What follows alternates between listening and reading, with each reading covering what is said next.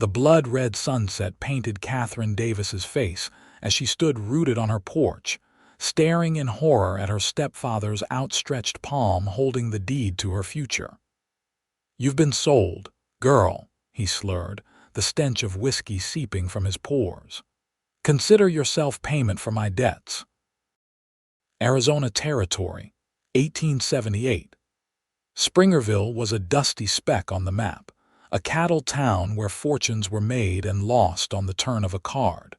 For Catherine Kate, to the few who genuinely cared for her, this God-forsaken corner of the territory had been home for the past 8 years.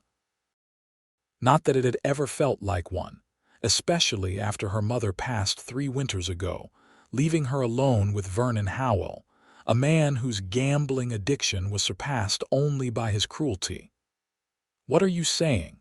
Kate demanded, her hands balling into fists at her sides.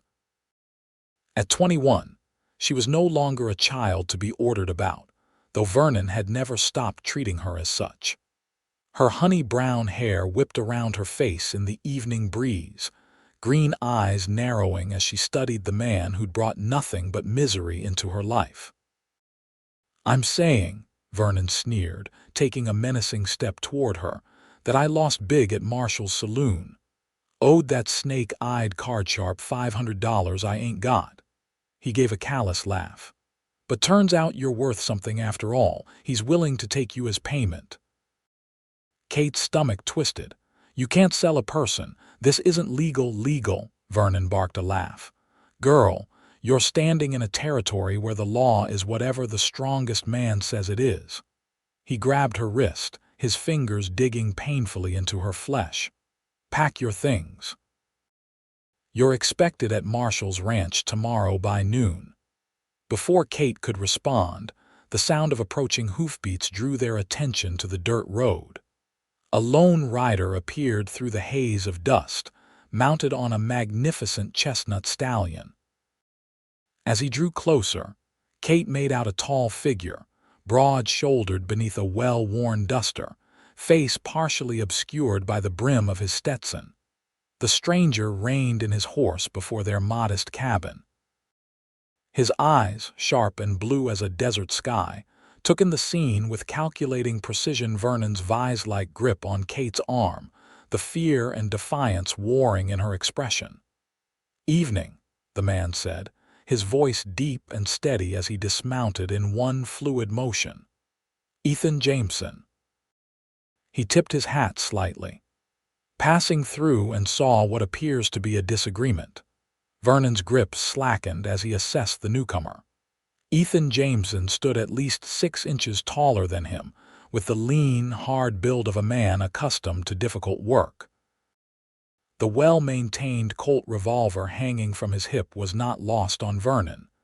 "This is family business," Vernon snarled. "Nothing for strangers to concern themselves with."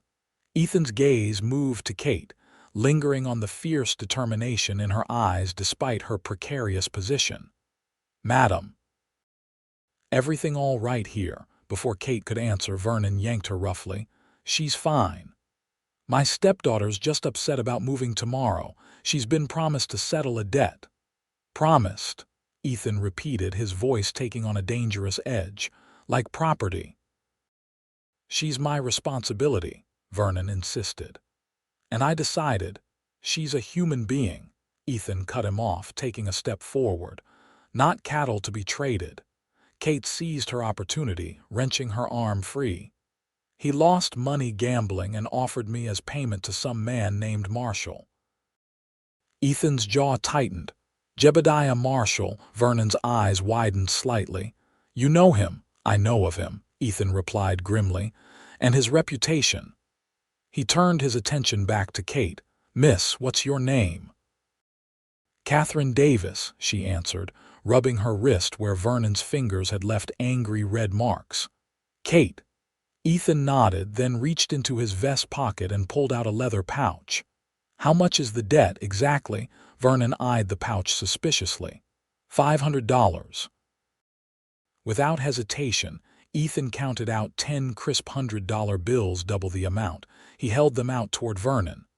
"I'm paying her debt, and then some. Vernon's mouth fell open. "That's $1,000, Ethan finished for him. "Double what you owe Marshall. Consider your debt paid." His eyes hardened. "And consider yourself a coward for trying to sell your own stepdaughter to a man like him." Vernon's face flushed with anger, but greed won out. He snatched the money, thumbing through the bills to confirm the amount. "Fine. She's your problem now." He shot Kate a venomous look. "Don't come crawling back when you learn what men really want from pretty girls." Kate stood her ground, though her heart hammered against her ribs. "I've known what men like you want since I was 13 years old. At least he had the decency to pay." Vernon's hand twitched as if he might strike her, but Ethan stepped between them, his presence a solid wall of warning. Vernon glared at them both before retreating into the cabin, slamming the door behind him.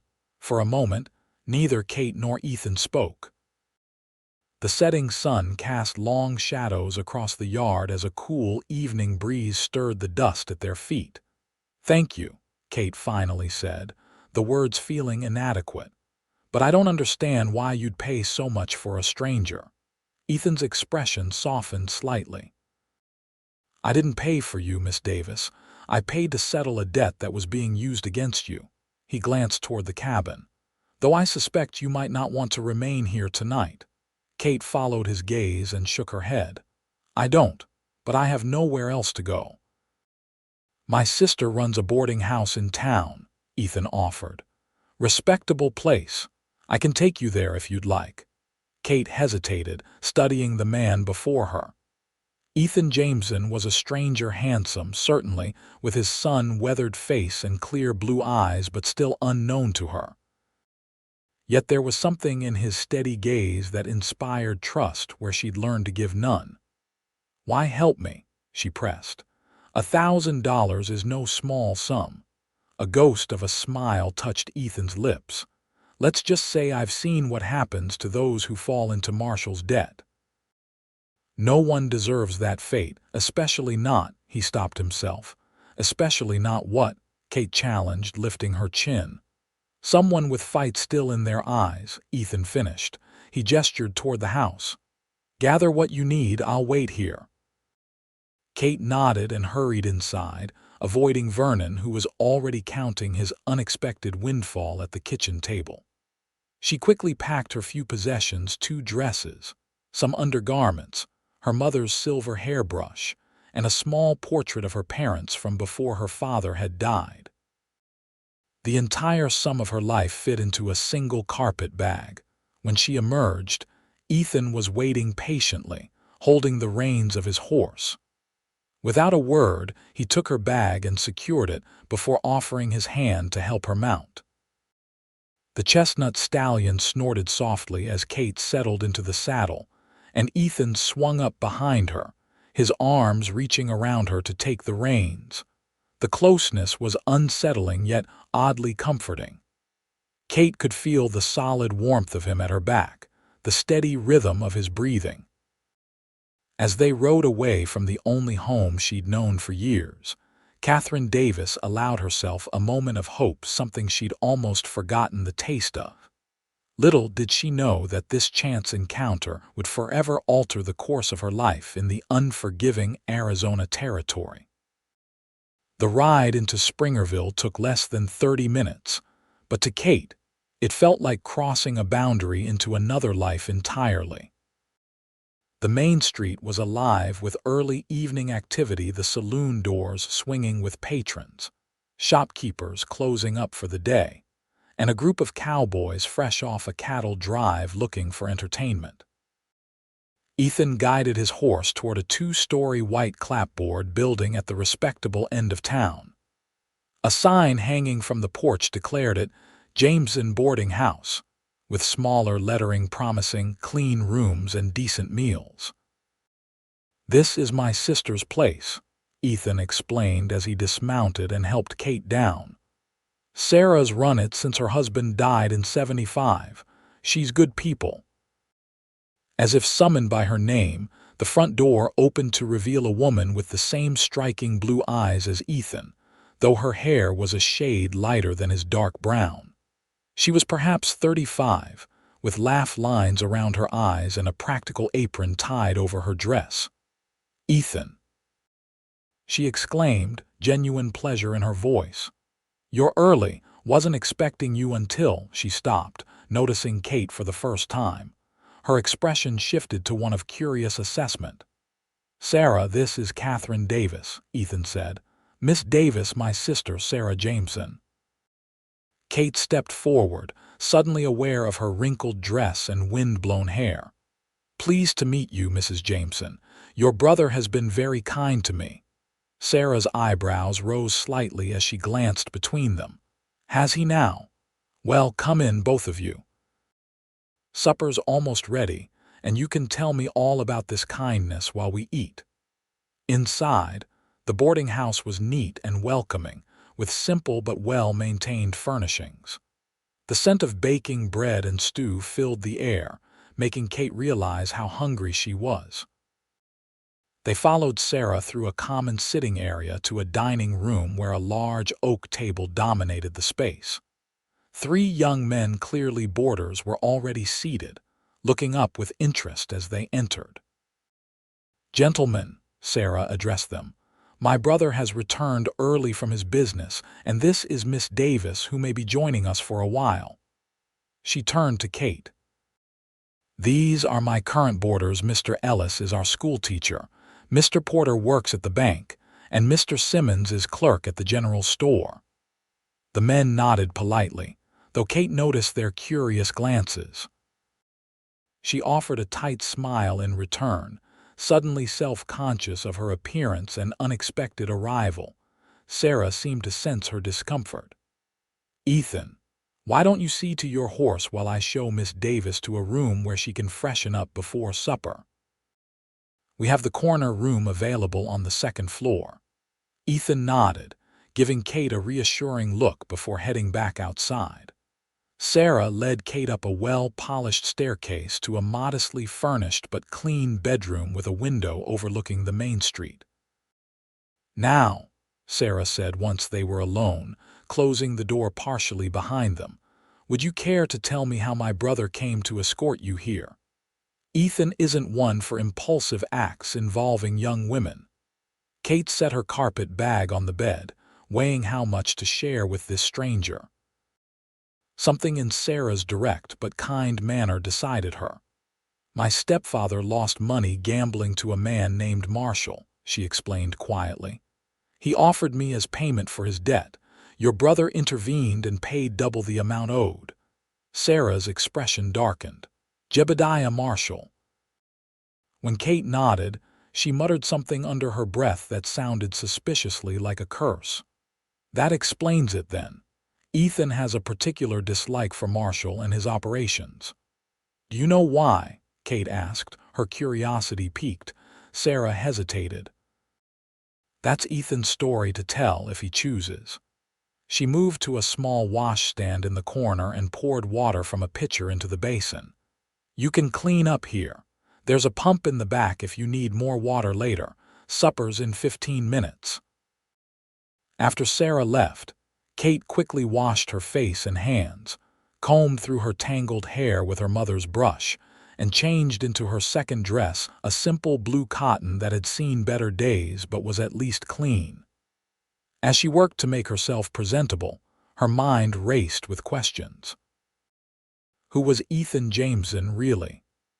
What history did he have with Marshall that would prompt him to spend $1,000 to help a stranger?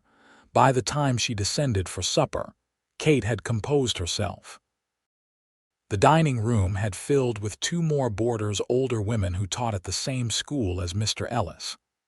Ethan had returned and stood when Kate entered, pulling out a chair beside his own. The meal was simple but delicious: venison stew, fresh bread, and apple preserves. Kate found herself genuinely smiling for the first time in months as she listened to the easy conversation around the table. Nobody pressed her for details about her arrival, following Sarah's lead in treating her as just another guest. After the meal, As the boarders drifted away to their evening activities, Ethan gestured Kate toward the small porch at the back of the house. The night was cool, stars beginning to emerge in the darkening sky above the silhouette of distant mountains. "I spoke with Sarah about your situation," Ethan said, leaning against the porch railing. "She's agreed to let you stay here at a reduced rate if you're willing to help with some of the work, cooking, cleaning, that sort of thing." Kate felt a surge of relief. "I can work. I'm not afraid of hard labor." "I didn't think you were." Ethan's eyes reflected the last light of day as he studied her. "Sarah also mentioned the millinery shop is looking for someone. The owner, Mrs. Winters, is getting on in years and needs help.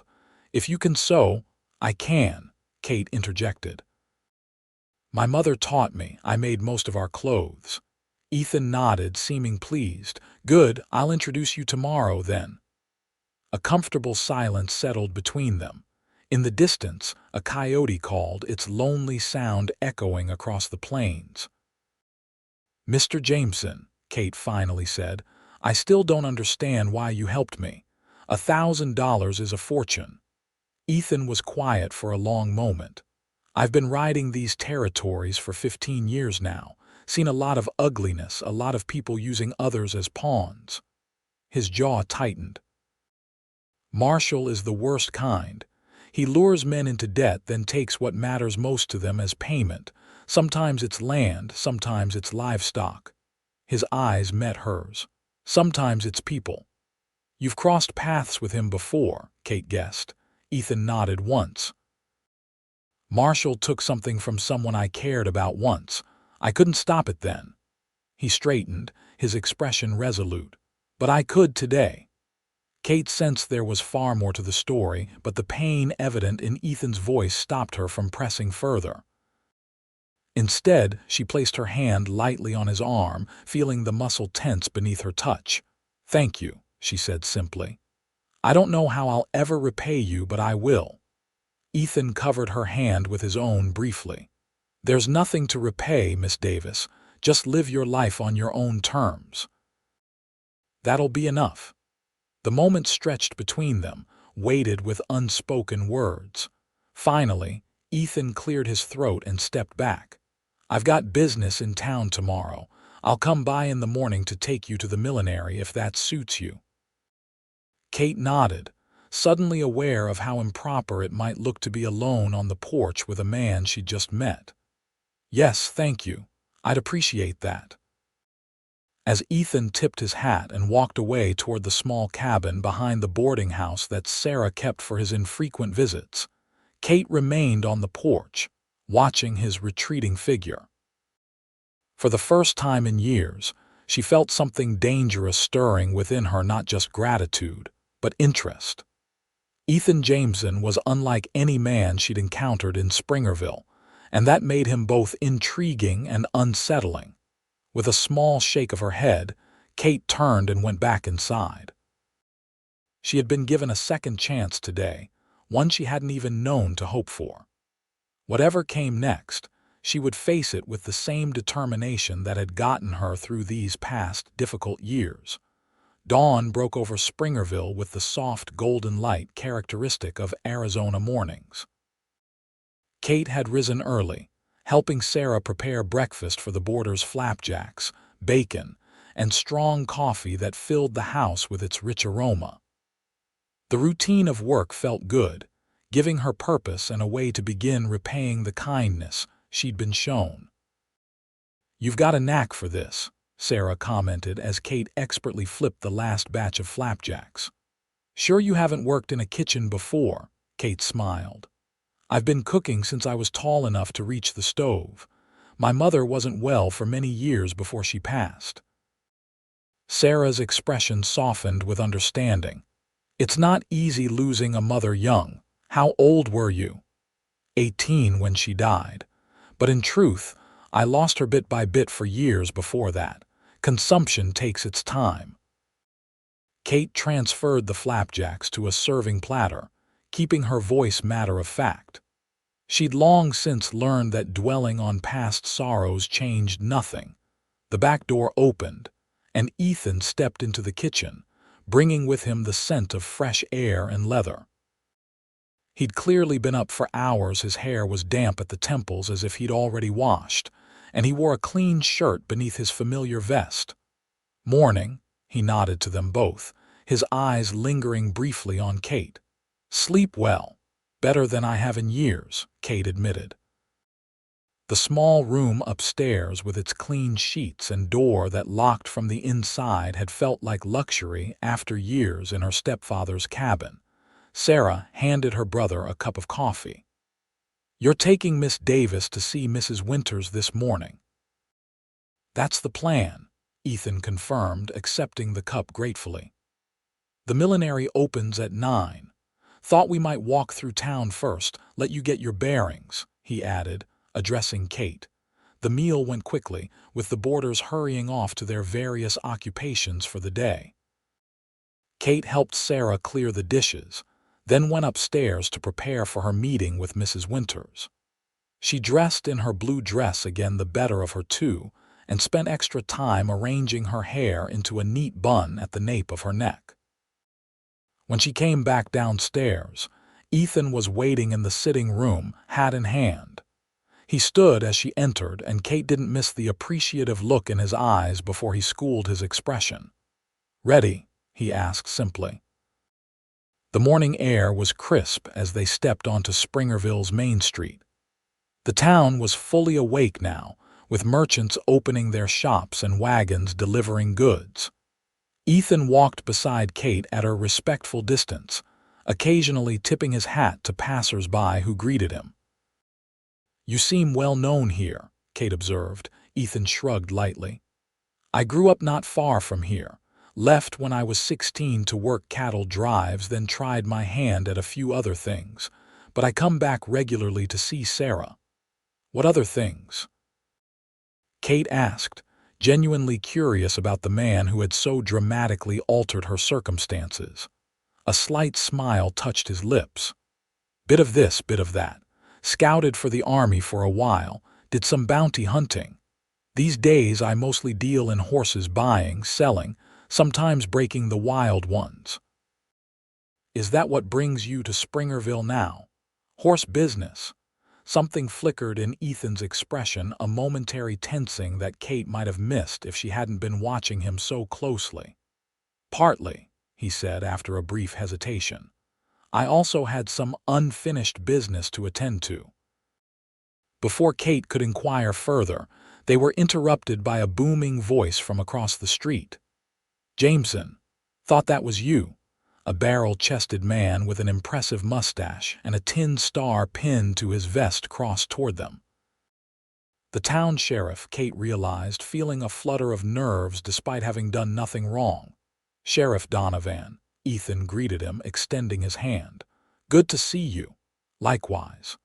The sheriff pumped Ethan's hand, then turned curious eyes to Kate. "And who's this young lady?" "Katherine Davis," Ethan said. "Just arrived in town. Miss Davis, this is Sheriff Thomas Donovan." Kate nodded politely. "Sheriff. Miss Davis will be staying at Sarah's boarding house and hopefully working for Mrs. Winters," Ethan explained. "We're headed there now." Sheriff Donovan's bushy eyebrows rose slightly. "That's so. Well, Mrs. Winters could certainly use the help. Her hands aren't what they used to be." He studied Kate for a moment. "Davis, you say? Any relation to Vernon Howell's late wife?" Kate stiffened. "My mother." "Ah." Understanding dawned in the sheriff's eyes. "Well, welcome to Springerville proper, Miss Davis. It's a sight more civilized than that cabin your stepfather keeps out by Coyote Creek." "Thank you," Kate managed, uncomfortable with the reminder of her previous life so close at hand. Donovan turned back to Ethan. "Say, while I have you, you hear anything about those horses missing from the Wilson spread? 3 prime quarter horses disappeared 2 nights ago." Ethan shook his head. "Haven't heard anything, but I'll keep my ears open. Horse thieves still working this area." "Like ticks on a dog," Donovan confirmed grimly. "Well, I won't keep you. Good day to you both." With a tip of his hat, the sheriff continued on his way. They resumed their walk, Ethan pointing out various establishments, the general store, the telegraph office, the bank where Mr. Porter worked. Kate listened attentively, trying to memorize the layout of what would now be her home. "Here we are," Ethan finally said, stopping before a neat storefront with a large window displaying several ladies' hats arranged on wooden stands. A hand-painted sign above the door read, "Winter's Millinery and Fine Goods." Inside, the shop was filled with the pleasant scents of fabric, starch, and the faint sweetness of hat glue. Wooden shelves lined the walls, displaying ribbons, feathers, and bolts of cloth in various colors and textures. A counter ran along one side, behind which stood an elderly woman with silver hair pinned severely back, her thin hands working a needle through the brim of a straw hat. She looked up as the bell above the door announced their entrance, squinting slightly through wire-rimmed spectacles. "Ethan Jameson," she said, her voice surprisingly strong for such a frail-looking woman. "It's been an age, and who's this you've brought with you, Mrs. Winters?" Ethan greeted her warmly. "This is Katherine Davis. My sister mentioned you might be looking for help in the shop, Mrs." Winters set aside her work and came around the counter, appraising Kate with shrewd eyes. "Can you sew, girl, and not just mending proper stitches that won't show?" "Yes, madam," Kate answered confidently. "My mother taught me dressmaking. I've made clothes, curtains, quilts, anything that needs a needle." The old woman nodded slowly. "Let's see your hands." Surprised, Kate extended her hands, palms up. Mrs. Winters took them in her own, turning them over to examine front and back.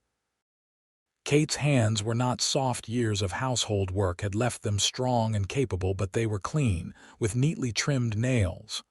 "Good hands," Mrs. Winters declared. "Strong but not coarse. You've worked, but you've taken care of them." She released Kate and returned behind her counter. "I can't pay much to start, 50 cents a day plus commission on any hats or garments you design yourself once you learn the trade properly." Kate's heart leaped. It was fair wages for a woman, especially one with no formal training in millinery. "That would be more than generous, Mrs. Winters." "When would you like me to start?" "Tomorrow morning, 8 o'clock sharp," the older woman replied. "We open at 9, but I'll need to show you the workroom and explain my system before customers arrive." Her eyes moved to Ethan. "You vouching for this girl, Jameson?" Ethan nodded solemnly. "I am." "That's good enough for me then." Mrs. Winters picked up her needle once more. "You always did have good judgment about people, except for that business with—" She stopped abruptly, glancing at Kate. "Well, water under the bridge now."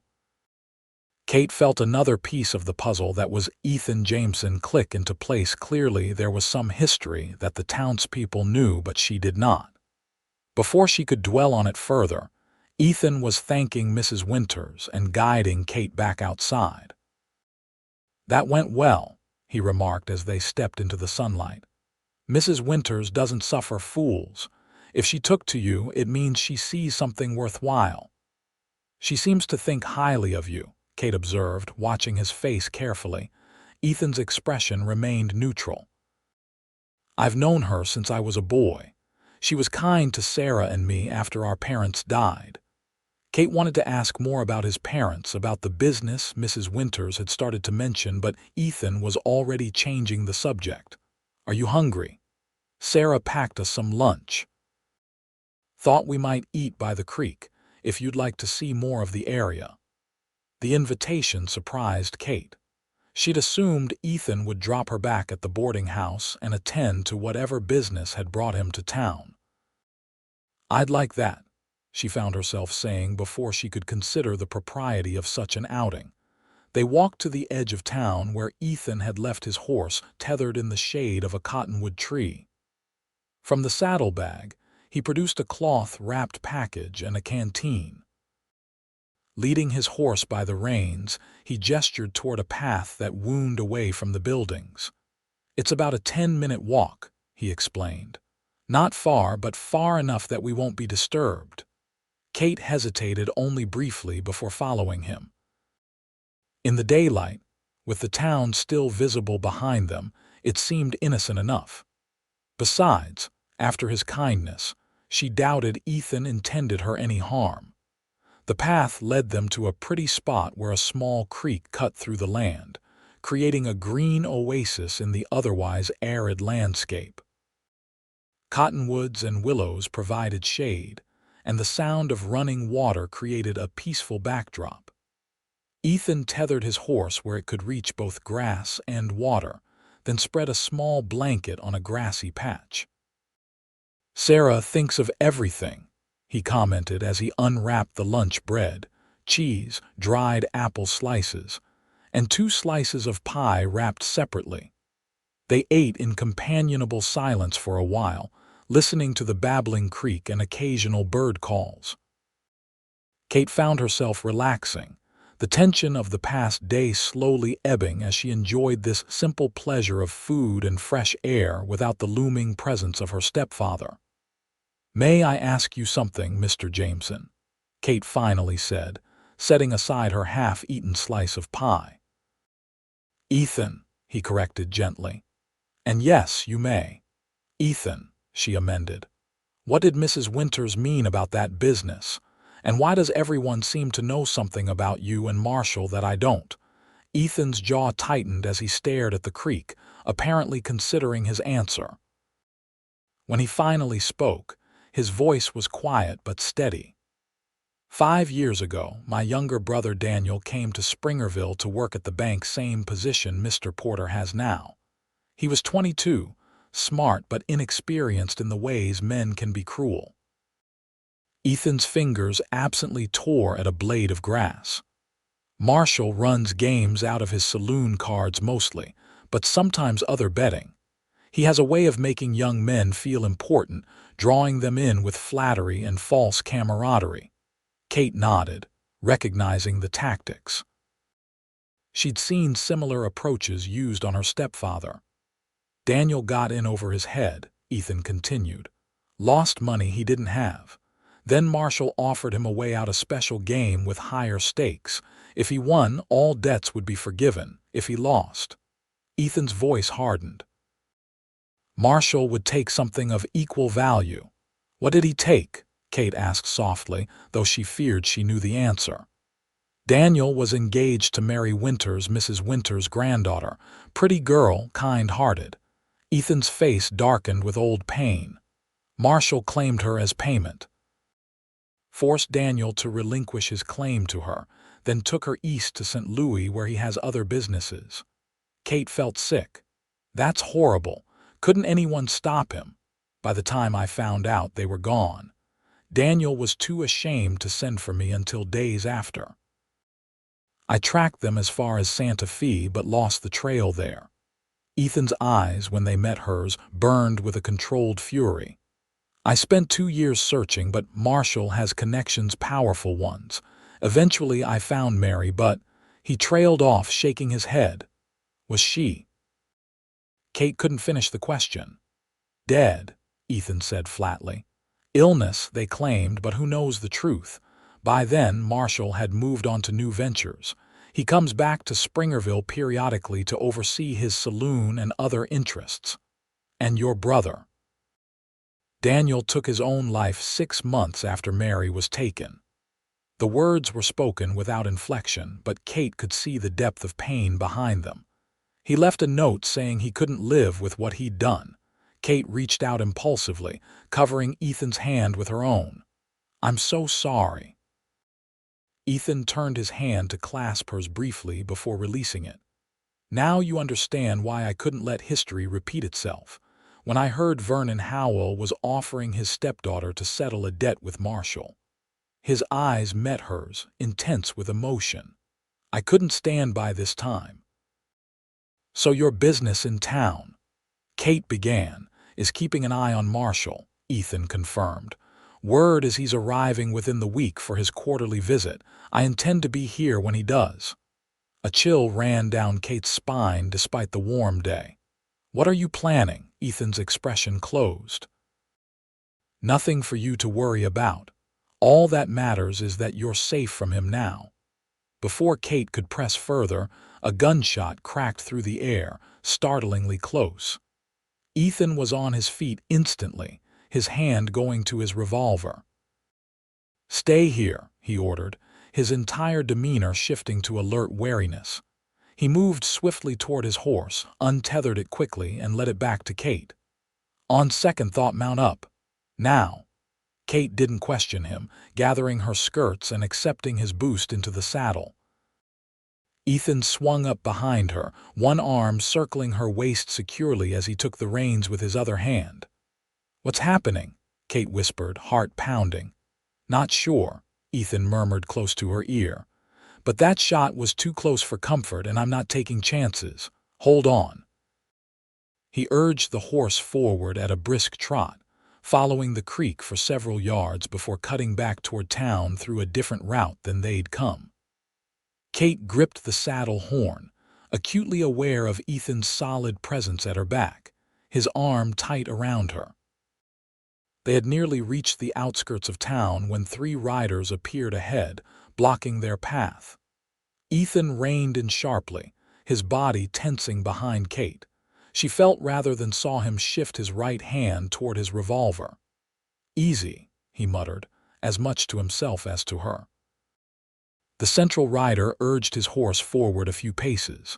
He was a young man, perhaps no older than Kate herself, with a shock of red hair visible beneath his hat and a rifle resting casually across his saddle. "Well now," he called out, a smirk playing on his freckled face. "What have we here?"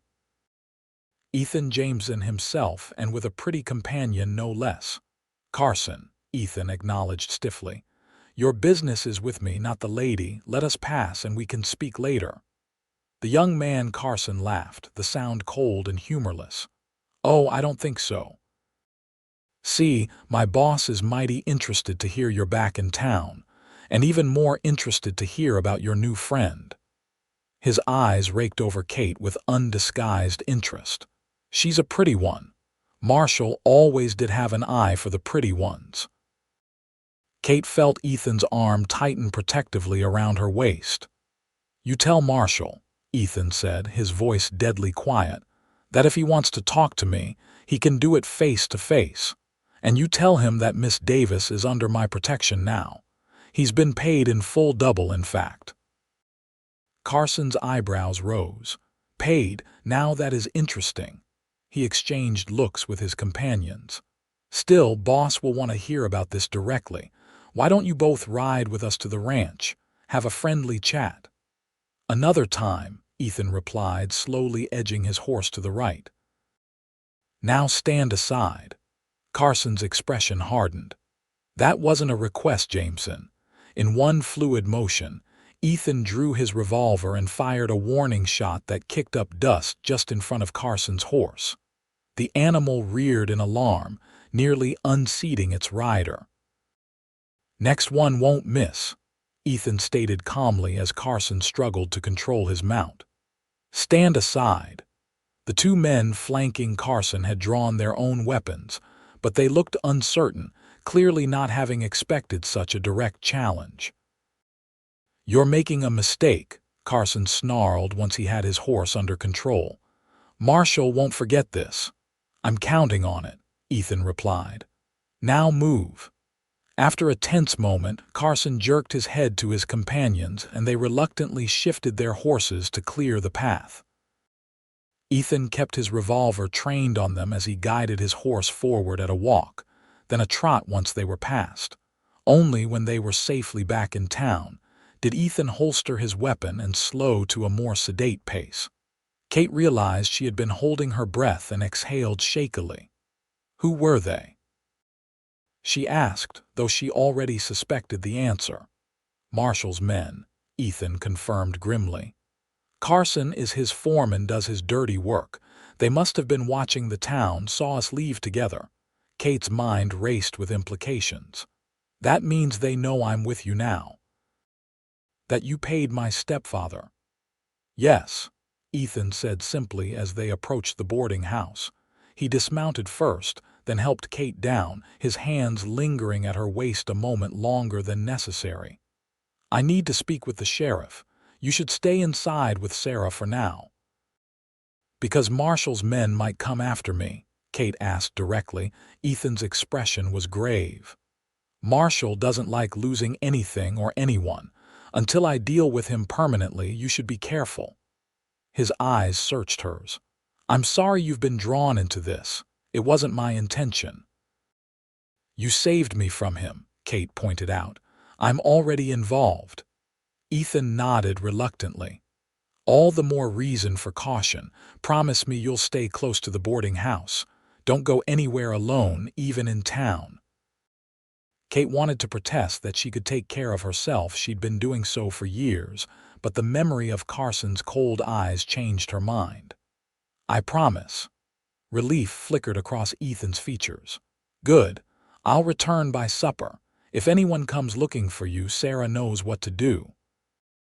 As Kate watched him ride away toward the sheriff's office, she was struck by the strange turn her life had taken in just 24 hours.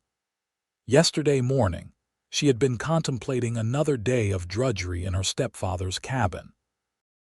Now she stood on the threshold of a new life, one that offered both opportunity and danger in equal measure.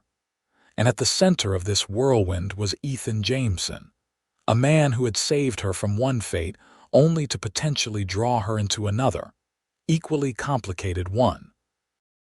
What troubled Kate most was her own reaction to him, the undeniable pull she felt toward this quiet, intense stranger who had risked so much on her behalf. With a sigh, Kate turned and entered the boarding house, where Sarah was waiting with concerned eyes and questions Kate wasn't sure she was ready to answer. The next 3 days fell into a pattern that gave Kate both comfort and anxiety. Each morning, she would rise early to help Sarah with breakfast before walking to the millinery shop, always accompanied by either Ethan or occasionally Mr. Porter from the bank, who lived at the boarding house and passed the shop on his way to work. Mrs. Winters proved to be a demanding but fair teacher, and Kate found genuine satisfaction in learning the millinery trade. Her nimble fingers and eye for detail earned grudging praise from the older woman, who began allowing Kate to assist customers by the second day. Each evening, Ethan would escort her home, his vigilant gaze constantly scanning their surroundings. They would share supper with the other boarders, and afterward often sit on the back porch, talking in low voices as twilight settled over the town. Kate learned more about Ethan during these conversations, how he had raised Sarah after their parents died of influenza. His years working cattle drives across the territories, his dream of someday having a horse ranch of his own. In turn, she shared pieces of her own life, her happy early childhood in Kansas before her father's death, the difficult journey west with her mother and new stepfather, the years of hardship in Vernon's cabin. Ethan listened without judgment, occasionally asking questions but never pushing when she fell silent on particularly painful memories. What Kate didn't share was how increasingly drawn she felt to him, the way her heart quickened when he appeared, how she found herself watching his hands as he spoke, the warmth that spread through her when he smiled. Such feelings were dangerous and likely one-sided. Ethan had saved her out of a sense of justice, and perhaps to avenge his brother's memory, not out of any particular interest in Katherine Davis herself. On the 4th day, everything changed. Kate was arranging a display of new ribbon in the shop window when the bell above the door jangled. Without looking up, she called, "I'll be with you in just a moment." "Take your time, Miss Davis. I'm enjoying the view." The voice, smooth as whiskey but with an underlying chill, made Kate freeze. Slowly, she turned to face the customer who had entered. He was tall and impeccably dressed in a tailored suit that spoke of Eastern money, his black hair pomaded into a fashionable style, a gold watch chain gleaming across his vest. handsome in a sharp, predatory way, with eyes that reminded her of a hawk, cold and calculating as they assessed her. Kate knew instantly who stood before her. "Mr. Marshall, I presume," she said, proud that her voice remained steady despite the fear coiling in her stomach. A smile curved his lips, revealing perfect white teeth. "My reputation precedes me. How flattering." He removed his hat, revealing a small scar that bisected his right eyebrow. "And you are indeed Katherine Davis, even lovelier than described." Kate moved behind the counter, putting solid oak between them. "Mrs. Winters is in the back room. If you're looking to purchase something, I'm sure I'm not here for hats, Miss Davis." Marshall stepped closer to the counter, placing his hat on its surface. "I'm here about a business transaction between your stepfather and myself that was interfered with." "That transaction was concluded," Kate replied, lifting her chin. "Mr. Jameson paid my stepfather double what was owed to you." Marshall's eyes hardened, though his smile remained fixed. "Yes, I heard about Jameson's gallantry. Very touching." He ran a finger along the counter's edge. "But you see, our arrangement wasn't primarily about money. Your stepfather offered you specifically. I had plans." "I'm not property to be traded," Kate stated firmly, though her heart raced. "My stepfather had no right to offer me, and you had no right to accept." "Rights," Marshall echoed, amusement in his tone. "Such an interesting concept, particularly out here where civilization is still flexible." He leaned forward slightly. "Tell me, Miss Davis, has Jameson told you why he's so interested in your welfare, about his brother and the lovely Miss Winters?" Kate kept her expression neutral. "Mr. Jameson acted out of basic human decency, something you might not recognize." Marshall laughed, the sound genuinely amused. "Oh, I like you. There's fire there." His expression sobered. "But make no mistake, Ethan Jameson didn't rescue you out of the goodness of his heart. You're a pawn in his game against me, nothing more. When he's finished with whatever vendetta he's planning, you'll be on your own again." Before Kate could respond, the curtain separating the shop from the workroom parted, and Mrs. Winters emerged, stopping short at the sight of their visitor. "Jebediah Marshall," she said, her voice icy, "you're not welcome in my establishment." Marshall turned, offering the elderly woman a shallow bow. "Margaret, the years have been kind to you." "Can't say the same for you," she retorted. "Evil tends to sour a man from the inside out." She moved to stand beside Kate, her thin shoulders squared defiantly. "State your business and get out." "As direct as ever," Marshall said with a thin smile. "Very well. I came to see Miss Davis for myself to understand what Jameson found so compelling he'd pay $1,000. His gaze returned to Kate, assessing. "I believe I understand now. She reminds me of Mary, same spirit, same defiance." How poetic that Jameson thinks he can rewrite the past. Mrs. Winters went pale at the mention of her granddaughter. "Get out," she repeated, her voice trembling with rage, "before I call the sheriff." Marshall replaced his hat with deliberate slowness. "By all means call him. I've broken no laws." He fixed his gaze on Kate once more. "A pleasure to make your acquaintance, Miss Davis. I suspect we'll meet again soon." With that, he turned and left, the bell jangling discordantly in his wake.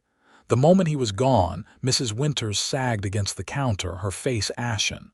"Are you all right?" Kate asked anxiously, supporting the older woman's elbow. Mrs. Winters nodded shakily. "That man. He always did know how to cut to the quick." She looked up at Kate, her expression grave. "Be careful, girl. Whatever Ethan's planning, Marshall is always 2 steps ahead.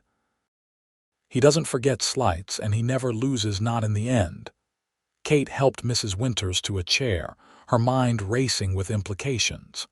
"He said I remind him of Mary, that Ethan is trying to rewrite the past. What did he mean?" The older woman sighed heavily. You do look somewhat like her, same coloring, same determination in the eyes. But it's more than that." She studied Kate's face. "You must understand, Ethan blamed himself for not being here when Daniel needed him, for not stopping what happened to Mary. He's carried that guilt for years. And he sees helping me as a way to atone," Kate finished quietly, a hollow feeling spreading in her chest. "Perhaps at first," Mrs. Winters allowed, "but I've known that boy since he was knee-high to a grasshopper, the way he looks at you." She shook her head. "That's not guilt or obligation. That's something else entirely." Before Kate could ask what Mrs. Winters meant, the shop door opened again. This time it was Sheriff Donovan who entered, his expression grim beneath his bushy mustache. "Mrs. Winters," he greeted her, then nodded to Kate. "Miss Davis. I saw Marshall leaving just now. Everything all right in here?" "He was just reminding us of his presence," Mrs. Winters said dryly. "Nothing we didn't already know." The sheriff frowned. "Still, I don't like him approaching you, especially with—" He glanced at Kate. "Well, with the situation as it stands." "What situation exactly?" Kate asked directly. "Sheriff, I seem to be at the center of some conflict I don't fully understand. If there's danger, I'd prefer to know its nature." Donovan shifted uncomfortably. "It's not my place to—" "Thomas," Mrs. Winters interjected. "The girl deserves to know. Marshall's already been here threatening her, however veiled his words." The sheriff sighed, removing his hat. "Miss Davis, I think you should come with me. Jameson's at my office. You two need to talk." Kate glanced at Mrs. Winters, who nodded encouragingly. "Go on. I can mind the shop. This is more important." The walk to the sheriff's office was tense and silent. Kate's mind churned with questions, but Donovan's grim expression discouraged casual conversation. When they arrived, the sheriff ushered her into his office, a Spartan room with wanted posters lining one wall and a gun rack behind the solid desk. Ethan stood by the window, his posture rigid with tension. He turned as they entered, his expression shifting from guarded to concerned when he saw Kate. "What happened?" he demanded immediately. "Marshall paid Miss Davis a visit at the millinery," Donovan explained, closing the door behind them. "No overt threats, according to her, but—" "Damn it!" Ethan's fist clenched at his side. "I should have been there." "You can't be everywhere," Kate pointed out reasonably. "And I'm fine." He was unpleasant but didn't attempt anything in broad daylight with Mrs. Winters present. Ethan's eyes searched her face. "What did he say to you?" Kate hesitated, then decided on complete honesty. "He said I was meant to be payment from my stepfather, that you interfered in his business, and—" she took a deep breath, "that I remind you of Mary Winters, that I'm just a pawn in your vendetta against him." Ethan's face darkened, jaw clenching visibly. "Of course he'd try to turn you against me." "Is he wrong?" Kate asked quietly. "Am I just a convenient way for you to right a past wrong?" The hurt that flashed across Ethan's face made Kate immediately regret her words, but she held her ground. She needed truth, not comfort. "At first," Ethan admitted after a long moment, "when I heard Vernon Howell was offering his stepdaughter to Marshall, I saw a chance to prevent history from repeating itself. I didn't know you then." His eyes, intense and sincere, locked with hers. "But Kate, from the moment I saw you standing up to your stepfather despite your fear, you became more than a symbol of past regrets. You became yourself to me, brave, determined, kind despite everything you've endured." Sheriff Donovan cleared his throat awkwardly. "Think I'll check on the prisoners," he muttered, though the cells were visibly empty through the open door to the back room. He retreated, giving them privacy. Ethan stepped closer to Kate. "Marshall is right about one thing: this isn't just about you anymore. He and I have unfinished business. But whatever happens between him and me, my concern for your welfare is genuine. You have to believe that." Kate studied his face, searching for deception and finding none. She wanted to believe him perhaps more than was wise. "What is your plan, Ethan? Mrs. Winters says Marshall always wins. That he's always steps ahead." "Not this time," Ethan said with quiet certainty. "I've spent 5 years preparing for this confrontation. I have evidence of his operations in St. Louis, the girls he traffics east, the bribes he pays to officials. Everything I needed to bring him down legally." "Then why haven't you already done so?" Kate asked. "Because documents can be disputed, witnesses intimidated. I needed him here on my territory, caught in the act." Ethan ran a hand through his hair, frustration evident. "But now he's changed the game by involving you directly. I can't risk your safety." "So what now?" Kate pressed. Ethan was silent for a moment, clearly wrestling with a decision. Finally, he said, "I'm taking you away from Springerville. Tonight. Sarah has friends in Prescott who can take you in until this is over."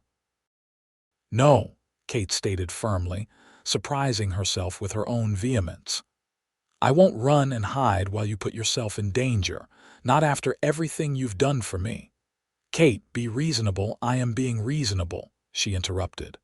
"Marshall has proven he can find me wherever I go. Sending me away just means I'll be without protection if when he comes for me." Ethan's expression turned pained. "I can't bear the thought of anything happening to you, not because of me." The raw emotion in his voice made Kate's resolve falter momentarily. She stepped closer, impulsively taking his hand in hers. "Then let me help. Use me as part of your plan." "Absolutely not," Ethan began, but Kate continued. "Marshall wants me, that much is clear. Why not let him think he's getting what he wants? Let me be the bait that draws him out." Ethan's hand tightened around hers. "It's too dangerous." "Life is dangerous, Ethan. Mine has been for years." Kate held his gaze steadily. "I've survived Vernon Howell's cruelty and neglect. I can survive being part of a plan to bring down Jebediah Marshall." For several long seconds, Ethan said nothing, his expression conflicted. Then, slowly, his features settled into reluctant admiration. "You are the most stubborn woman I've ever met." "I prefer determined," Kate replied with the ghost of a smile. "Now, will you tell me your plan, or shall I create one of my own?" Despite the gravity of the situation, Ethan's lips twitched. "God help Marshall if you set your mind against him." His expression sobered. "All right, but we do this my way with every possible precaution." Kate nodded, relief washing through her. "Agreed." "I'll need to speak with Donovan and a few others I trust," Ethan said, his mind clearly already working through details. "We'll need to move quickly. Marshall never stays in one place long." As Ethan outlined what he had in mind, Kate listened attentively, offering suggestions when she saw potential problems. They were still deep in discussion when the sheriff returned, bringing with him the news that Marshall had been seen heading out of town toward his ranch property, 10 miles south. "Buying us time," Ethan murmured. "Good. We'll need every hour to prepare." Kate realized as the two men began discussing logistics that her life had changed irrevocably the moment Ethan Jameson had ridden up to her stepfather's cabin. Whatever the outcome of their plan against Marshall, she could never return to the person she had been before, nor did she want to. For better or worse, her fate was now entwined with Ethan's. And despite the danger ahead, Kate found she didn't regret it for a moment. The next morning dawned clear and bright, belying the tension that thrummed through Kate as she dressed in her blue gown, the only one suitable for what lay ahead. Sarah had offered to lend her something finer, but Kate had declined. If she was to play a role, better to do it as herself than in borrowed finery. She descended the stairs to find Ethan waiting in the sitting room, deep in conversation with Sheriff Donovan, and another man she didn't recognize, tall and weathered, with the unmistakable bearing of a lawman despite his plain clothes. "Kate," Ethan said, rising as she entered. "This is Marshal Robert Hayes from the Territorial Office. He's here to help with our situation." The marshal tipped his hat politely. "Miss Davis, Jameson has explained your predicament. Brave of you to volunteer for this." "Not brave," Kate corrected. "Necessary. Marshall needs to be stopped." Hayes nodded approvingly. "That he does. Been trying to build a case against him for years, but he's slippery, always someone else's hands doing the dirty work, never anything that traces directly back to him." "Until now," Ethan added, his expression grim but determined. "We've been through the plan once more. Everything's in place." Kate took a steadying breath. "Then let's proceed." The plan was simple in concept, though dangerous in execution. Kate would ride to Marshall's ranch ostensibly to make a deal herself in exchange for Ethan's safety. Marshall's ego and desire to best Ethan would likely lead him to accept, especially if he believed Kate had turned against Ethan after learning she was merely a pawn in his revenge scheme. Once on the property, Kate would ensure Marshall incriminated himself in conversation, wearing a specially modified locket that Sheriff Donovan had procured, one with a thin membrane that would capture sound clearly enough for later testimony. Meanwhile, Ethan, Hayes, and several deputies would position themselves around the property, ready to intervene at the first sign of trouble.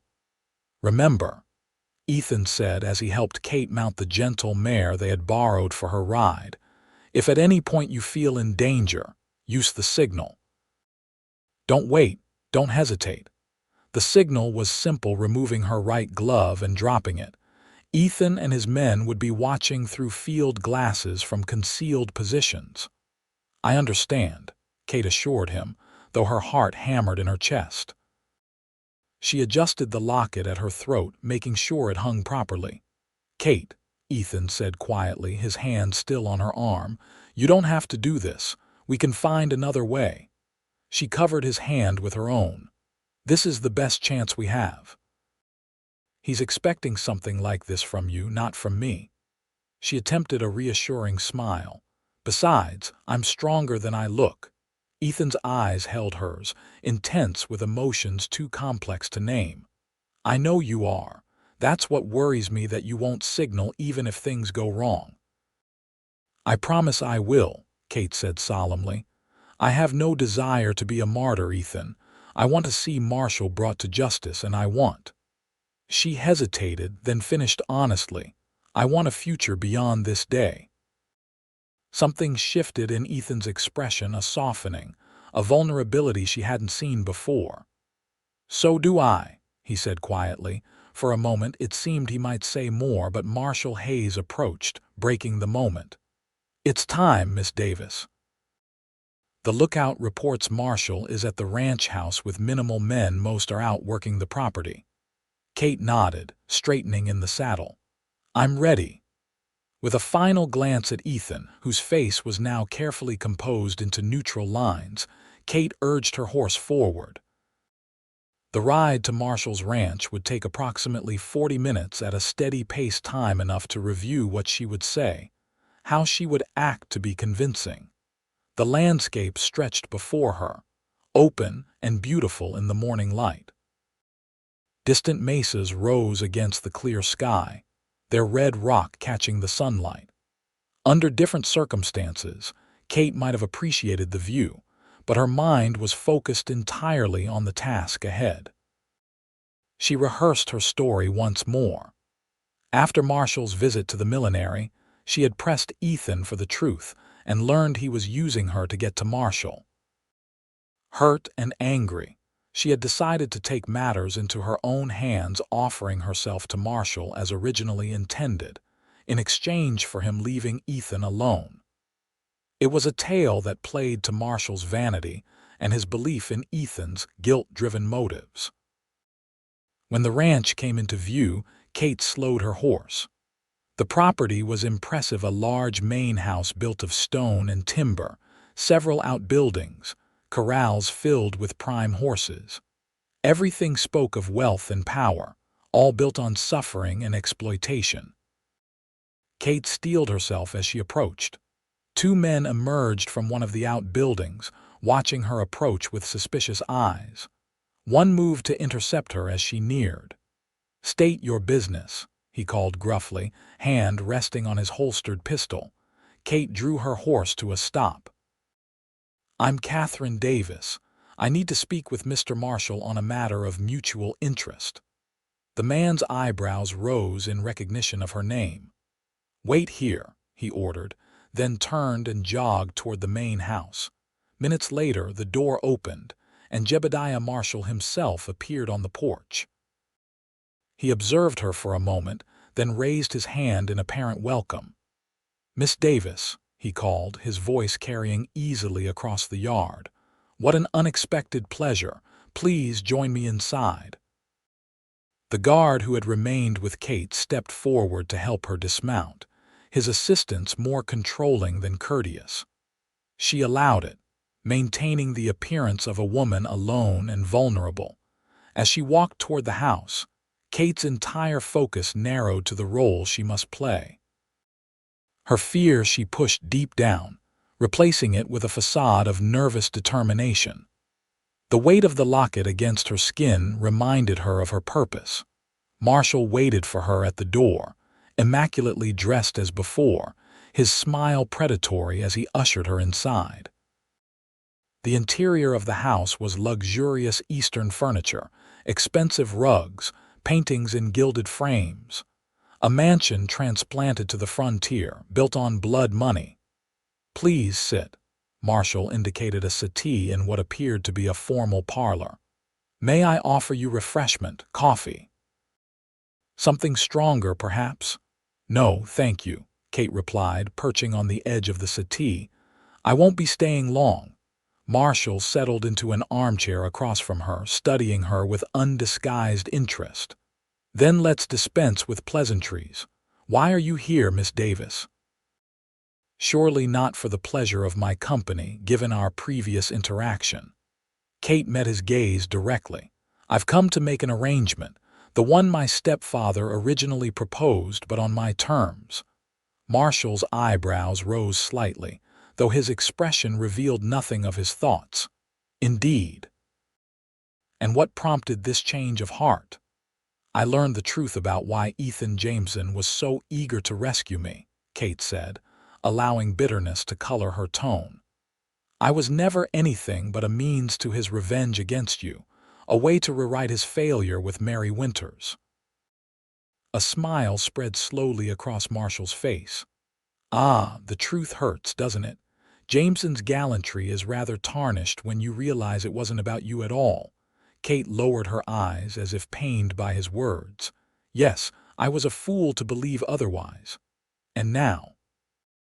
Marshall prompted, leaning forward slightly. "Why come to me?" Kate raised her gaze again, infusing it with determination. "Because I prefer to choose my own fate rather than be a pawn in someone else's game. My stepfather offered me to settle his debt. I'm here to settle a different one." "Fascinating." Marshall's eyes glittered with interest and something darker. "What exactly are you proposing?" "Myself, willingly, in exchange for your word that you'll leave Ethan Jameson alone." Kate forced herself to continue steadily. "No revenge, no retaliation for what he did. You get what you originally wanted, and he—" She paused, swallowing hard. "He gets to live with knowing I chose you over him." Marshall laughed softly. "My dear Miss Davis, that is the most delicious proposition I've heard in years." He rose, moving to a sideboard where he poured himself a measure of amber liquid. "You understand what you're offering, what becoming mine would entail," Kate nodded stiffly. "I'm not naive, Mr. Marshall. No, I don't believe you are." He took a sip of his drink, watching her over the rim of his glass. "But I am curious, why should you care what happens to Jameson if you know his interest in you was merely a product of guilt?" This was the tricky part, the moment where Kate's performance would either convince Marshall or raise his suspicions.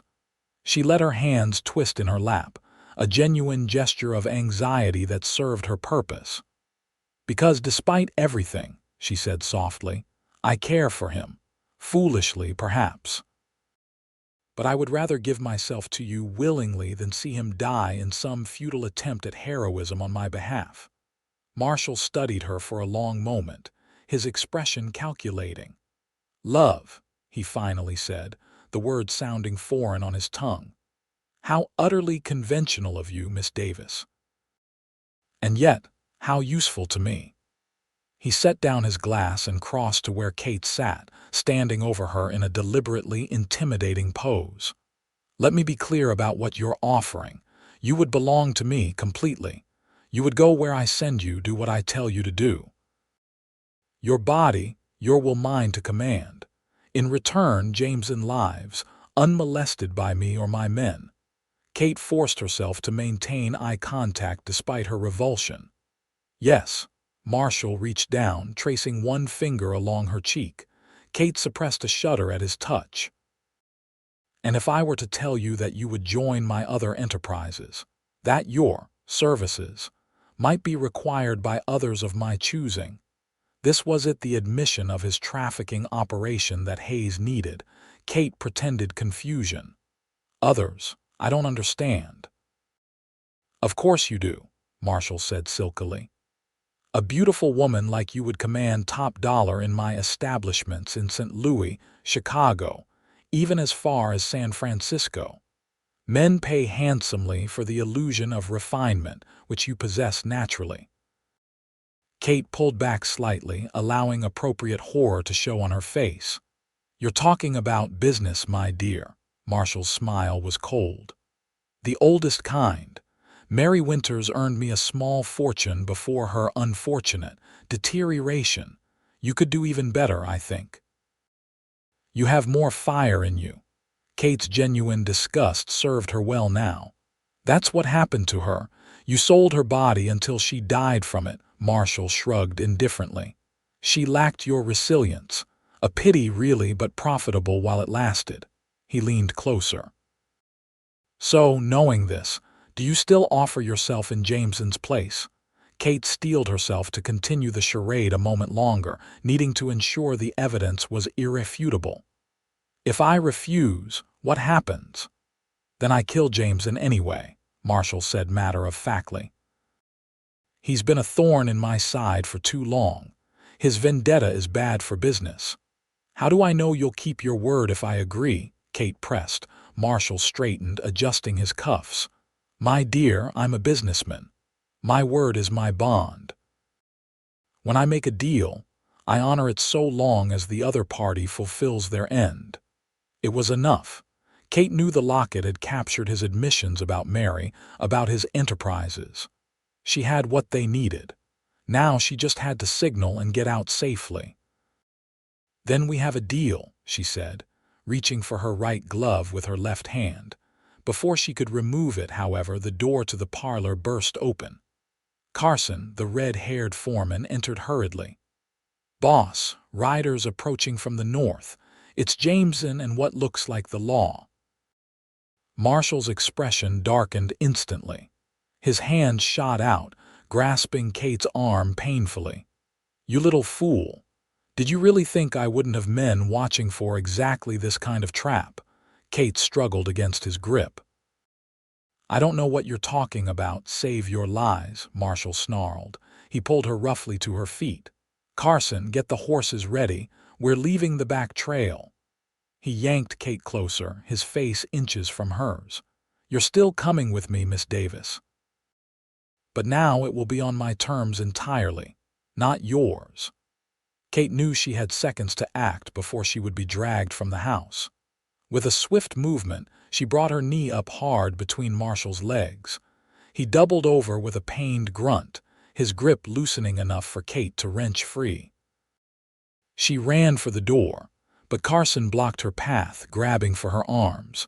Kate ducked under his reach, darting toward the window instead. She tore off her right glove and flung it toward the glass, hoping it would be visible enough from outside. Carson caught her around the waist before she could open the window. Kate fought wildly, clawing and kicking as he dragged her back toward Marshall, who was now straightening, rage contorting his features. "You'll regret that," Marshall promised through clenched teeth, reaching for her. The window exploded inward in a shower of glass as a shot rang out, burying itself in the wall inches from Marshall's head. Carson dropped Kate in surprise, reaching for his own weapon. "Marshall," Ethan's voice bellowed from outside. "Let her go, or the next one goes between your eyes." Kate scrambled away from Carson, using the moment of confusion to put distance between herself and her captors. Marshall, however, was too experienced to panic. In one fluid motion, he drew a small derringer from inside his jacket and seized Kate again, pressing the barrel against her temple. "Come in and she dies, Jameson," he shouted toward the window. "You know I'll do it." Kate's heart pounded so hard she thought it might burst from her chest. She could see Ethan through the shattered window, his face a mask of controlled fury as he assessed the situation. "Let her walk out, Marshall," Ethan called back, his voice deadly calm. "This is between you and me, always has been." Marshall's laugh was harsh in Kate's ear. "But she made it her business, didn't she? Coming here trying to trap me with some pathetic scheme."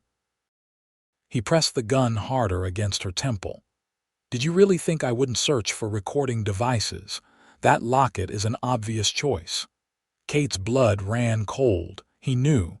The entire plan was compromised. "Then take me," Ethan offered, his voice carrying clearly. "That's what you want, isn't it? To finish what you started with Daniel. I'll come in unarmed. You let her go and I'm yours." "No," Kate cried out, struggling against Marshall's grip. "Ethan, don't." Marshall considered the offer, his breath hot against Kate's cheek. "Throw your gun in first," he finally called. "Then come through the door, slowly." "Don't do it," Kate pleaded. "He'll kill you both." Ethan's eyes locked with hers through the broken window, conveying a message she couldn't quite interpret. Then he nodded, almost imperceptibly. "Throwing my weapon in now," he called, and Kate saw his revolver sail through the shattered window, landing on the parlor floor with a heavy thud. Marshall nodded to Carson. "Check him for other weapons when he comes in. Shoot him if he tries anything." Carson moved to position himself beside the door, his own gun drawn. Moments later, the front door opened and Ethan stepped into the parlor, hands raised to shoulder height, his expression unnervingly calm. "That's far enough," Marshall ordered when Ethan was about 10 feet away. "On your knees." Ethan complied slowly, his eyes never leaving Kate's face. "Are you all right?" he asked her quietly. "Touching," Marshall sneered before Kate could answer. "Carson, tie his hands." As the foreman moved forward with a length of rope, Marshall kept the derringer pressed to Kate's head. "You know, Jameson, I've waited years for this moment. The great righteous Ethan Jameson finally at my mercy." "Let her go first," Ethan said evenly. "That was the deal," Marshall laughed. "I'm altering the deal. Miss Davis and I have unfinished business of our own now." "She's nothing to you," Ethan argued, wincing as Carson yanked his arms behind his back and bound them tightly. "Just another way to hurt me." "Perhaps initially," Marshall conceded, "but she's proven herself quite valuable in her own right.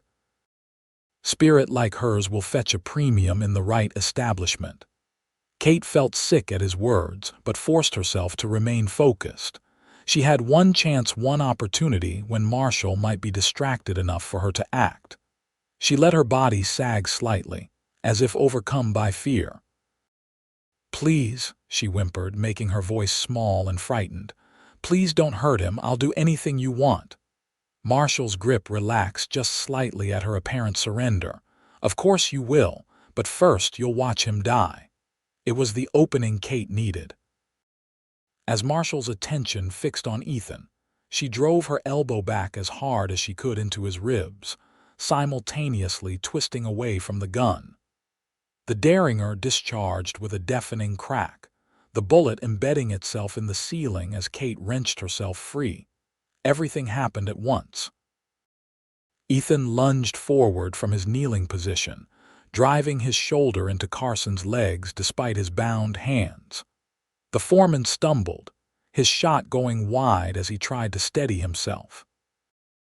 Kate scrambled toward Ethan's discarded revolver, fingers closing around the grip just as Marshall recovered, aiming his derringer at Ethan's back. "No," Kate shouted, raising Ethan's gun with shaking hands. She fired without hesitation. The bullet caught Marshall in the shoulder, spinning him around with the impact. His derringer clattered to the floor as he clutched at the wound, blood seeping between his fingers. Carson had regained his footing and was raising his weapon again when the front door burst open. Sheriff Donovan and Marshal Hayes rushed in, guns drawn, followed by several deputies. "Drop it, Carson," Donovan ordered. "It's over." For a tense moment, Carson looked ready to fight. Then, assessing the odds, he slowly lowered his weapon. Kate kept Ethan's revolver trained on Marshall as she backed toward Ethan, who was struggling to his knees with his hands still bound. "Are you hurt?" she asked urgently, not taking her eyes off Marshall. "I'm fine," Ethan assured her. "You?" "Never better," Kate replied, a slightly hysterical laugh bubbling up in her throat as the tension began to release. Hayes approached Marshall, his expression grim satisfaction as he secured the wounded man's hands behind his back. "Jebediah Marshall, you're under arrest for human trafficking, attempted murder, and about a dozen other charges we'll sort out once we get you to proper custody." Marshall's face was a mask of hatred as he glared at Ethan and Kate. "This isn't over. You think a territorial marshal frightens me?" "I have friends in. Save it for the judge," Hayes cut him off. "Your friends won't be so friendly once they see what's in those documents Jameson's been collecting. Nobody likes being connected to a proven trafficker." As two deputies led Marshall away, Kate finally lowered the revolver, her hands shaking with delayed reaction. Sheriff Donovan approached, cutting Ethan's bonds with a quick slice of his knife. "You all right, Miss Davis?" the sheriff asked, concerned. "That was a mighty brave thing you did." Kate nodded, unable to find words as the enormity of what had just occurred washed over her. Ethan, rubbing his wrists where the rope had bitten into them, moved to her side. "Kate," he said softly, taking the revolver gently from her trembling hands and passing it to Donovan. "It's over. You're safe." Something in his voice, the tenderness, the relief, broke through the last of Kate's composure. She turned to him and, without thought for propriety or their audience, flung her arms around his neck. Ethan's arms encircled her immediately, holding her close as she shook with delayed fear and relief.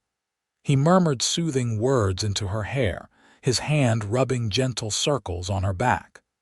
"I thought he was going to kill you," Kate whispered against his shoulder. "When you came in unarmed, I knew you'd find a way," Ethan replied quietly.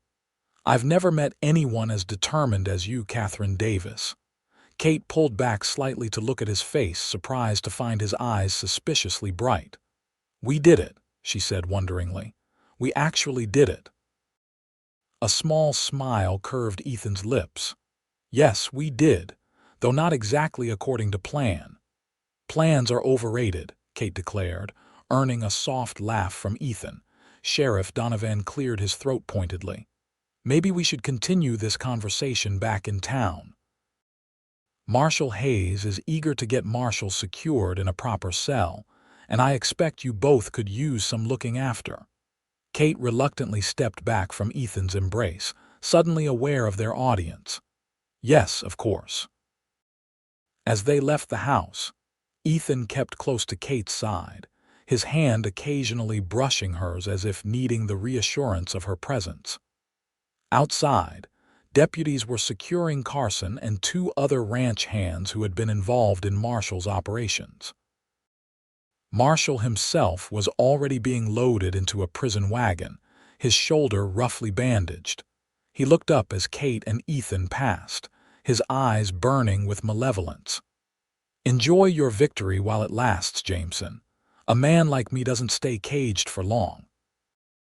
Ethan's hand found Kate's, squeezing it reassuringly. "A man like you doesn't dictate terms anymore, Marshal. Not to me, not to Kate, not to anyone ever again."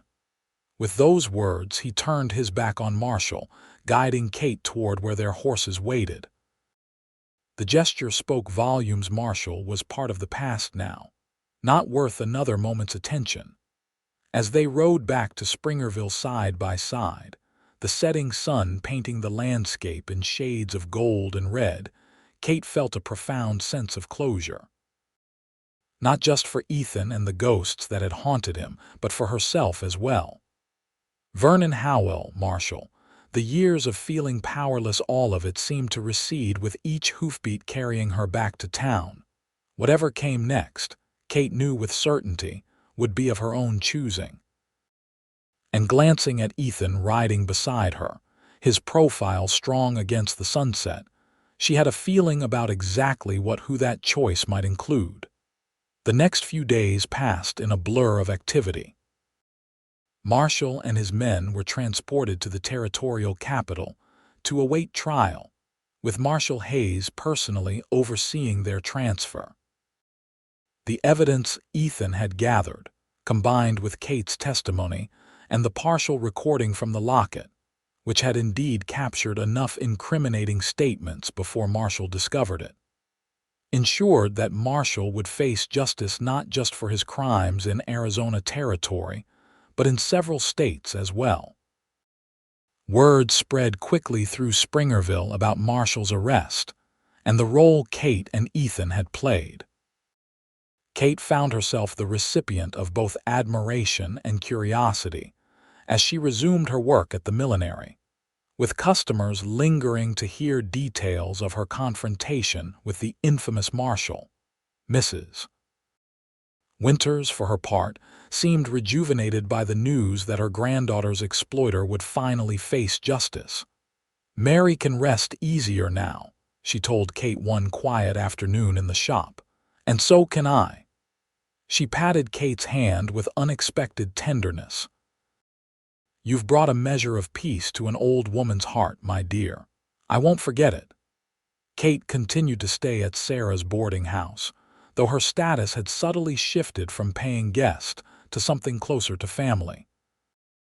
Sarah insisted Kate take her meals without cost, and the two women fell into an easy friendship, sharing stories and laughter as they worked together in the kitchen each morning. Through it all, Ethan remained a constant presence. Though he had business to attend to, statements to give, telegrams to send regarding Marshall's associates in other cities, he made time each day to see Kate. Sometimes they would walk through town together in the evenings or sit on the boarding house's back porch talking until the stars emerged. They never discussed what had passed between them during the confrontation with Marshall, the fear, the desperate embrace afterward, the way their hands had sought each other's on the ride back to town. It hung between them, unacknowledged but ever present, like a promise waiting to be kept. A week after Marshall's arrest, Kate returned from the millinery to find Ethan waiting on the boarding house porch, dressed in a clean shirt and vest, his usually unruly hair neatly combed. He stood as she approached, a slightly nervous smile playing at his lips. "You're early today," Kate observed, pleased despite her surprise. "I thought you were meeting with the judge this afternoon. Finished sooner than expected." Ethan's eyes moved over her face, his expression warming. "I was hoping you might join me for a ride. There's something I'd like to show you." Intrigued, Kate agreed, quickly changing from her work dress into something more suitable for riding. When she returned downstairs, Sarah was in the front hall with Ethan, giving him what appeared to be final instructions on something. They fell silent as Kate appeared, exchanging a look that piqued her curiosity further. "What are you two conspiring about?" she asked lightly. No conspiracy, Sarah assured her with a suspiciously innocent smile. Just reminding my brother to have you back by supper. I'm making my special apple dumplings tonight. Outside, two horses waited Ethan's chestnut stallion and a pretty gray mare that Kate recognized as belonging to Mr. Porter, who occasionally loaned her out for Sunday rides. Where are we going? Kate asked as Ethan helped her mount. It's a surprise, he replied, swinging easily into his own saddle. But it's not far, trust me. The question held more meaning than just their destination, and they both knew it. Yes, Kate said simply. I trust you. They rode out of town, heading west, following a well-used trail that wound through scrubby mesquite and creosote bushes. The afternoon sun was warm but not unpleasant, and a light breeze carried the scent of sage. After about 20 minutes, they crested a small rise, and Kate gasped at what lay before them. A small valley opened up, surprisingly lush compared to the surrounding landscape. A creek, the same one that ran near town, widened here into a series of pools bordered by cottonwoods and willows. Near the largest pool stood a cabin, recently built by the look of it, with a corral and small barn nearby. Ethan, what is this place? Kate asked, reining in her horse to take in the view. Mine, he answered, a note of pride in his voice. Bought the land 2 years ago. Been working on the cabin and outbuildings whenever I've been in the area. He glanced at her, suddenly hesitant. What do you think? Kate studied the property with genuine appreciation. The cabin was modest but well constructed, the setting peaceful and beautiful. It's wonderful, she said honestly. I had no idea you were building a home here. Not just any home, Ethan said quietly. The beginning of the horse ranch I've always wanted. He urged his mount forward, and Kate followed as he led her down into the valley. As they neared the cabin, Kate noticed more details: a small garden plot already planted with vegetables, wildflowers growing near the doorstep, a rocking chair on the porch. Everything spoke of care and attention, of plans for permanence. They dismounted at the hitching post in front of the cabin. Ethan secured the horses, then turned to Kate, a mix of nervousness and determination in his expression. I'd like to show you inside if that's all right. Kate nodded, curious about this hidden project of Ethan's. He opened the door and stepped back, allowing her to enter first. The interior was simple but comfortable: a main room with a stone fireplace, a wooden table and chairs, shelves holding books and a few personal items. A doorway led to what appeared to be a bedroom, and another to a small kitchen area. Everything was meticulously clean and organized, windows positioned to capture the best light and views. You did all this yourself? Kate asked, running her hand along the smooth surface of the table. Most of it, Ethan confirmed. Had help with the heavier work from a few friends. Been adding to it bit by bit whenever I could spare the time. He watched her as she explored the space, his expression unreadable. It's not fancy, but it's perfect, Kate interrupted sincerely. Truly, Ethan, it feels like a home, not just a house. Something in Ethan's face eased at her words. He moved to the fireplace mantel and picked up a small wooden box that Kate hadn't noticed before. That's why I wanted to bring you here today, he said, his voice grown serious. To show you what I've been working toward, what I hope for. Kate's heart began to beat faster as Ethan approached her, the box held carefully in his hands. When he stood before her, close enough that she could see the varied shades of blue in his eyes, he took a deep breath. Kate, these past 2 weeks have shown me what I think I've known since the moment I saw you standing up to your stepfather. You're the strongest, bravest, most determined woman I've ever met. His voice grew softer. And I've fallen in love with you. Kate felt her breath catch, joy surging through her at the words she had scarcely dared to hope for. Ethan, he shook his head gently. Please let me finish. I know it's fast. I know we've only known each other a short time, but I've spent 5 years haunted by the past, unable to move forward. Then you came into my life, and suddenly I could see a future again. He opened the box, revealing a simple but beautiful gold ring set with a small pearl. This was my mother's. I've kept it all these years, hoping someday to give it to the woman I wanted to share my life with. Ethan took the ring from its box, holding it between them like a promise. I'm not a rich man, Kate. I can't offer you fancy things or an easy life. But this land, this house, it could be ours. A place to build something together, if you want it, if you want me. Tears sprang to Kate's eyes, not of sorrow but of overwhelming happiness. Are you asking me to marry you, Ethan Jameson? A smile broke across his face, tender and a little uncertain. I am. Probably too soon and without the proper courtship you deserve, but yes, I'm asking you to be my wife. To build this ranch with me, to make this house a home. Kate didn't hesitate. Yes, she said, her voice clear and certain. Yes, I will marry you. The joy that transformed Ethan's face was something Kate knew she would remember all her days. With slightly shaking hands, he slipped the ring onto her finger. It fit as if made for her. I love you, Katherine Davis, he said, his voice husky with emotion. And I love you, Ethan Jameson, Kate replied, lifting her face to his. Their first kiss was gentle, tentative, a question and an answer all at once. The second was deeper, more certain, sealing the promise they had made to each other. When they finally drew apart, both a little breathless, Kate felt as though her heart might overflow with happiness.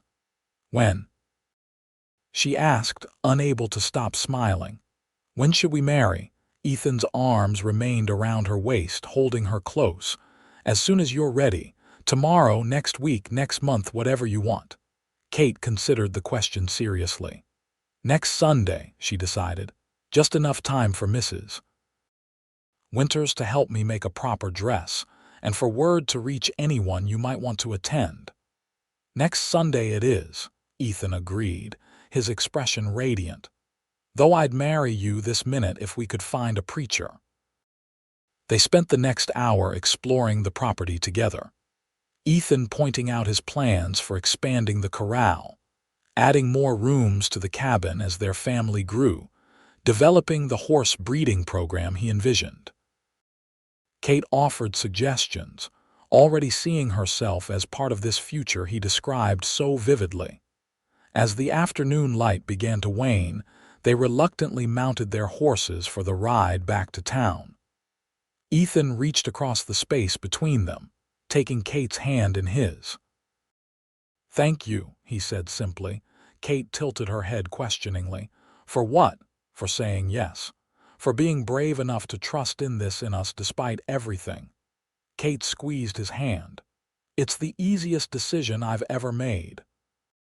The ride back to Springerville was filled with quiet happiness, plans shared between them like secrets. As they approached the boarding house, Sarah was waiting on the porch, her expression expectant. When she saw their clasped hands and the ring gleaming on Kate's finger, she let out a delighted whoop that brought several boarders to the windows. I knew it, she exclaimed, hurrying down the steps to embrace them both as they dismounted. It's about time my stubborn brother found someone who could match him in determination. News of their engagement spread through Springerville with the speed of a prairie fire. By the following morning, it seemed everyone in town knew that Ethan Jameson was to marry Katherine Davis on Sunday next. Mrs. Winters insisted on closing the shop early so she and Kate could begin work on a wedding dress. Using the finest cream-colored silk, the old woman had been saving for a special occasion. This is as special as it gets, she declared, her eyes misting slightly as she held the fabric against Kate. My Mary would have wanted you to have it. The days leading up to the wedding passed in a whirlwind of preparation and unexpected kindness from the townspeople. Mr. Ellis, the schoolteacher, offered to play the organ at the church. The wives of several ranchers brought food for the celebration afterward.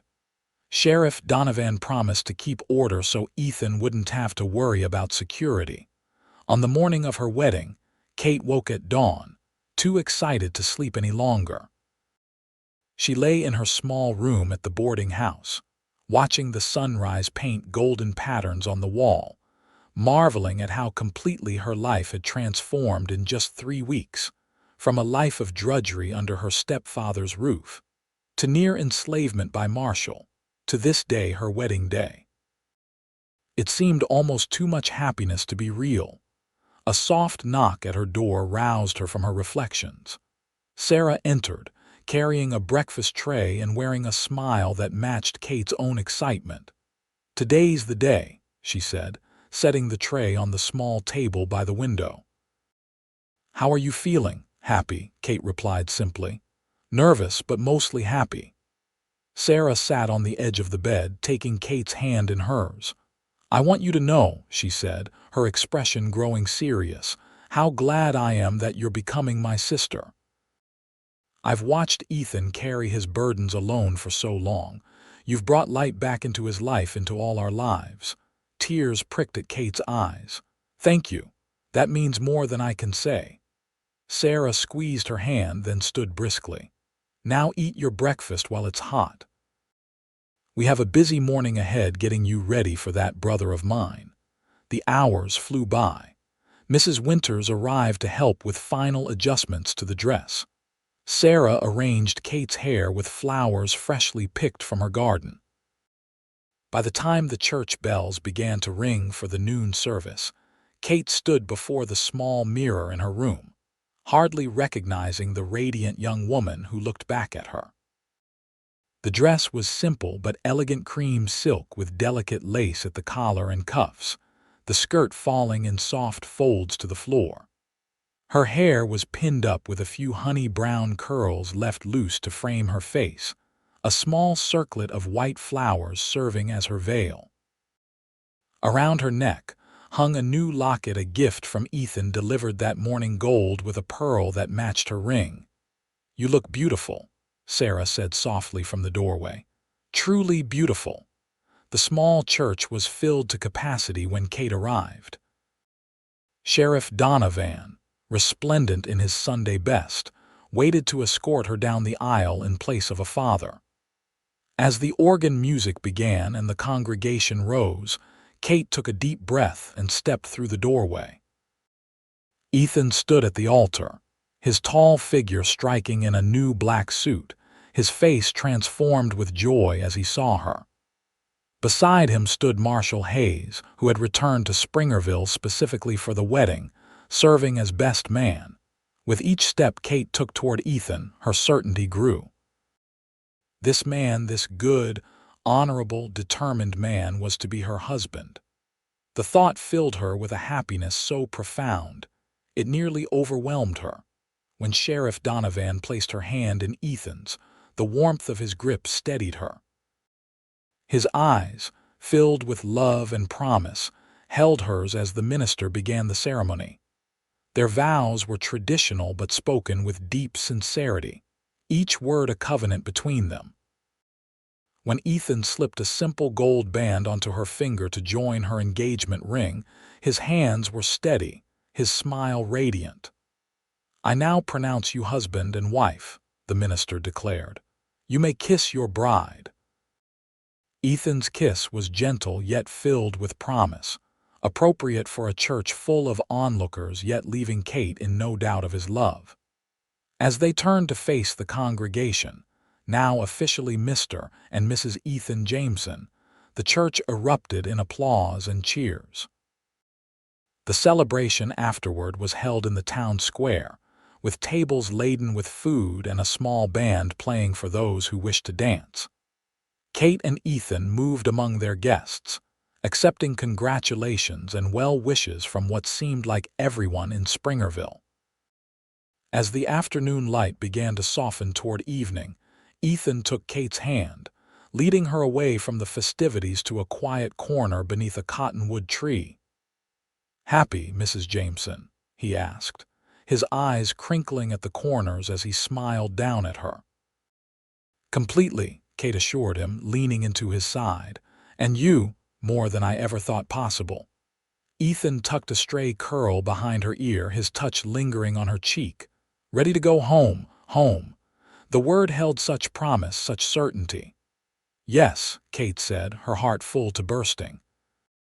Take me home, Ethan. As they said their goodbyes and mounted the horses that would carry them to their cabin in the valley, Kate couldn't help but reflect on the extraordinary journey that had brought her here. From her stepfather's cruel bargain to this moment of perfect happiness, it was a path she could never have imagined. Marshall's trial was still to come, but his power was broken. Vernon Howell had left Springerville upon hearing of Marshall's arrest, unwilling to face the consequences of his actions. The future stretched before Kate and Ethan, full of possibility and promise. As they rode away from town, the setting sun painting the landscape in hues of gold and rose, Kate knew with absolute certainty that she was exactly where she was meant to be, beside the man she loved, riding toward the home they would build together, their shared life just beginning. 2 years later, Kate stood on the porch of their expanded cabin, watching as Ethan demonstrated the proper way to hold a foal's hoof to their son.